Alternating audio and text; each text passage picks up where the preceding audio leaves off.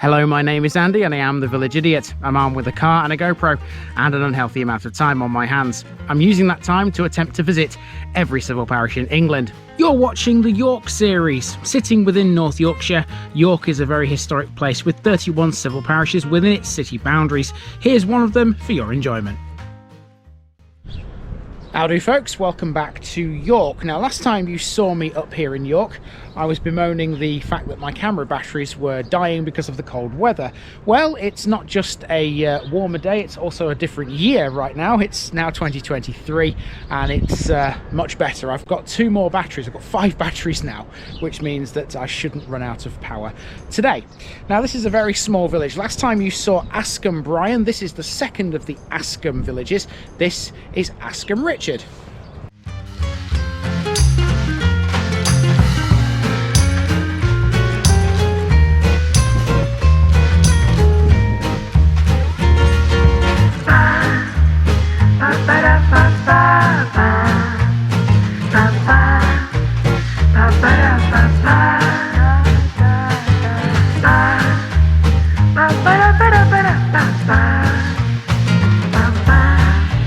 Here's my disclaimer for people who may be watching me for the first time. I say things as I would in my native accent and dialect.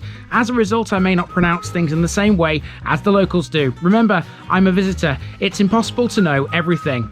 Leave me a comment, spin me a like and bash that subscribe button. Let's get to today's parish video. Welcome to the second of the 2 Askham villages which lie to the southwest of York. This is Askham Richard, which lies some 6.5 miles away from the city centre. Like Askham Bryan, the first part of its name comes from the word ascham or ascha, meaning enclosure of ash trees. Richard is thought to be a reference to Richard, 1st Earl of Cornwall. It's also been known as Little Askham or West Askham in the past as well. Together with Askham Bryan, both villages were once just one manor and belonged to Edwin, Earl of Mercia. When Edwin's lands were confiscated by William the Conqueror, the village was granted to Roger de Mowbray, who then passed the manor to his friend William de Tykhill. It's a linear village with a clustered centre, based on a village green which features a duck pond and another unique little water feature which we'll get to in due course. It's also famed for having a prison. That would be HMP Askham Grange, the first ever open prison for women in the UK. It's had a couple of notable inmates in its time.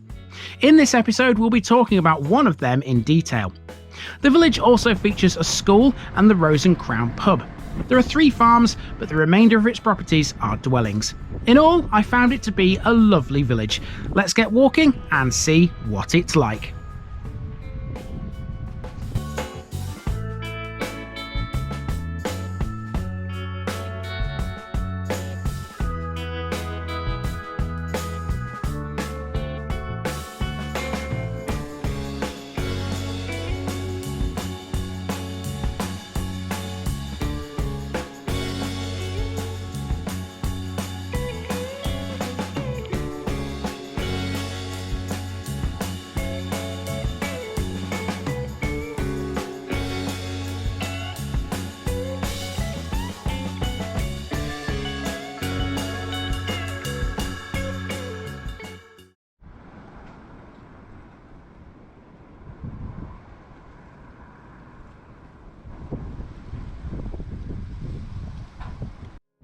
We start on Butacre Lane, which is located at the village's southernmost extremity. Not a lot to say about this street, it's mainly residential. The main village consists of one main street, School Lane, and this is where the main village green and duck pond are located. There's also a couple of small lanes that come off it. You're never far from the village green here. Askham Richard is quite a tight, compacted little settlement with very few outlying properties. On the green, you'll find this amazing little water fountain. I thought this would have had oodles of information about it out there, but there's not much. In itself, the fountain is well worth visiting the village for. It has benches inside it around the pump where you can sit and enjoy the peacefulness. It helps illustrate why Askham Richard has been a conservation area since 1975. This really is the quintessential English village, and it's lovely. It's very windy today, so it's a good place to just stand out of the breeze at the moment inside this fountain. Now, I want to show you something. There's there's some words in here, so I'm not quite sure which order these need to be read in, but we've got weary, rest, WFWF, I'm not quite sure what that is, thirsty, drink, and a year 1908. What a fantastic little structure this is. It's brilliant.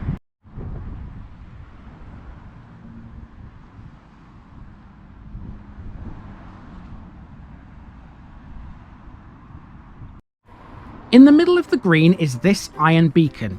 We're used to seeing these by now, but this one's only been here for 5 years.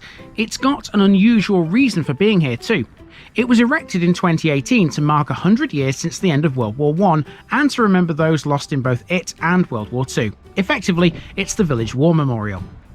Next up we have a pond. To give this its official name, this is the Weir, a traditional village pond with lots of ducks, and there's also seating provided around its edge. It's a nice place to take a break when on a long cycle ride or a walk. In fact, many cyclists in the area do just that. It's often used as a meeting point or a staging point. The green is surrounded by some gorgeous properties, many of which are listed. In fact, for a village of its small stature, Askham Richard boasts more than its fair share of those. You'd be hard pushed to tell which ones are listed and which ones aren't though. There's plenty of character about this place, that's for sure. It's really difficult trying to find places where I can shelter from the wind here. Well, this hedge is affording me a little bit of shelter, and it's a good place because opposite here you can see another magnificent building. Would you look at that? That forms part of a prison, believe it or not. Let's talk a bit about that next.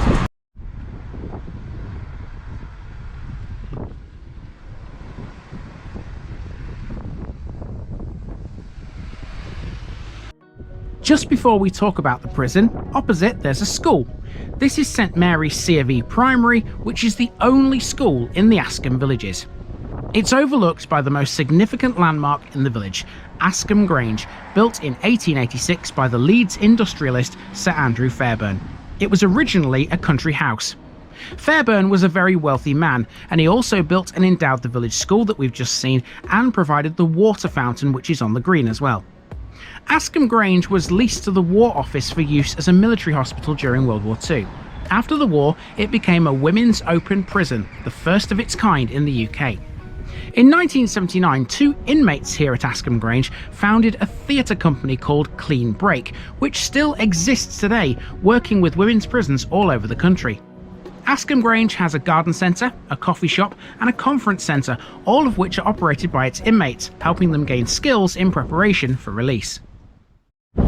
Okay, now outside the front of the prison there's a sign that says no photography, so I haven't filmed anything in front of those gates, but it seems perfectly legal to film it from this churchyard where I'm standing now, and that's where some of the shots you have just seen have come from. So let's talk a bit about one of the inmates that used to be in there, a very notorious one. There's been a few notorious inmates in there, but the one that most people will know is Mary Bell. Askham Grange has had a string of infamous inmates, but by far and away the most well-known was Mary Flora Bell. I can't go into detail about her crimes, but Bell was, and still is to this day, Britain's youngest female killer, having been convicted in 1968 at the age of just 11. Bell was released from custody in 1980 at the age of 23. A lifelong court order granted her anonymity, and she's since lived under a series of pseudonyms. Being from Newcastle, Bell was initially detained in a remand home in Durham, but moved to several other prisons during her time in custody. In 1979 she came to Askham Grange in order to prepare her for release in 1980. Whilst here, Bell worked first as a secretary and then as a waitress at a cafe in York Minster. Bell has allegedly returned to Tyneside on several occasions since her release, but her current whereabouts are unknown and remain protected by the court order.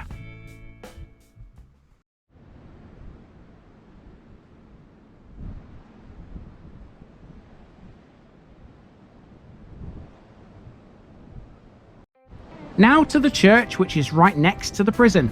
Grade 2 listed and dedicated to St Mary, a church has occupied this site since at least the time of Doomsday.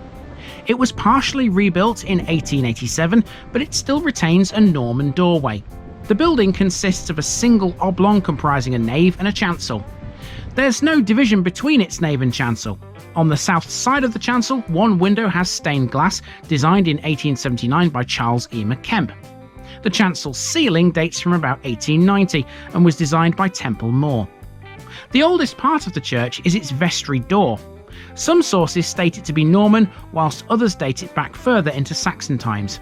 In the porch here, you'll also find the base of a former village cross.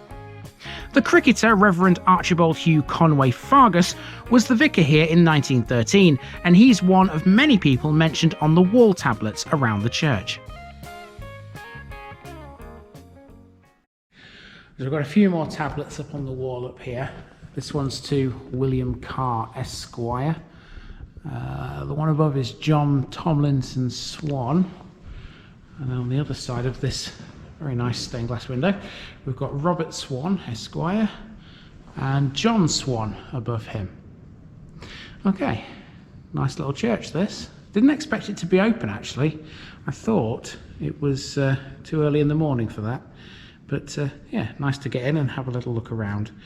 Right, all we've got left to do on this route is walk back down the main street to where we began. There's a few other landmarks to catch, so let's go and finish this one off, shall we?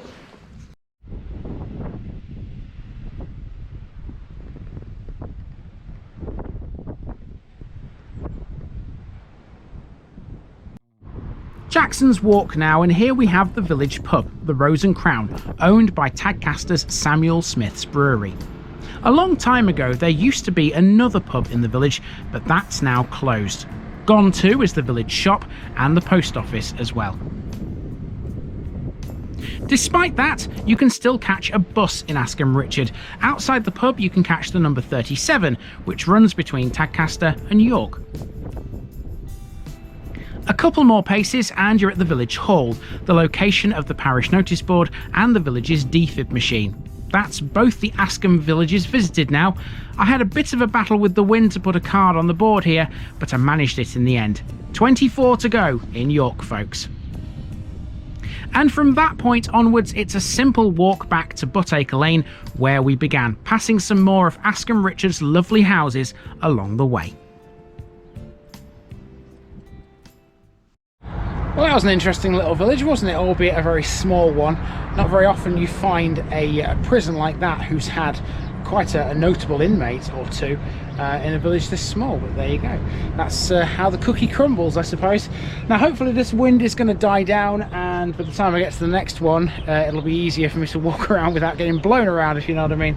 But for now, this has been the parish of Askham Richard, the second of the Askham twins, and I've been Andy, also known as the Village Idiot, and I'm out.